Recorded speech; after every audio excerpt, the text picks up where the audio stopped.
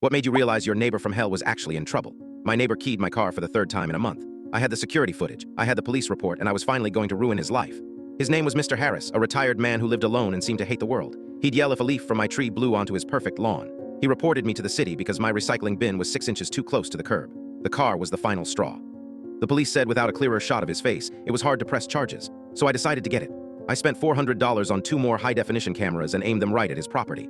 I was obsessed, reviewing hours of footage every night, looking for the perfect shot I could take to a judge. But as I watched, I saw things that didn't fit my narrative of a malicious old man. I saw him meticulously weeding his flower beds for hours, then the next day, leaving his garbage cans out for 2 days straight. I saw him stumble on his own porch steps. I saw him talking to his mailbox, not angry, just talking. One afternoon, I was reviewing the footage and saw his wife, who I rarely saw, come outside. Mr. Harris was yelling at a bird on his lawn. She gently took his arm and tried to guide him back inside. The look on her face wasn't annoyance. It was a deep, soul-crushing exhaustion. The anger in my chest started to feel less like righteousness and more like a lead weight.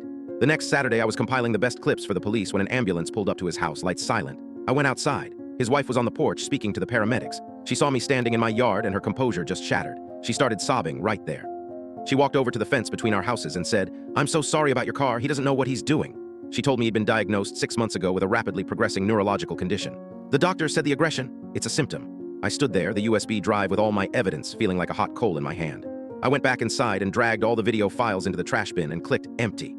He lives in a care facility now, and every time I see the faint scratch still on my car door, I feel like the monster.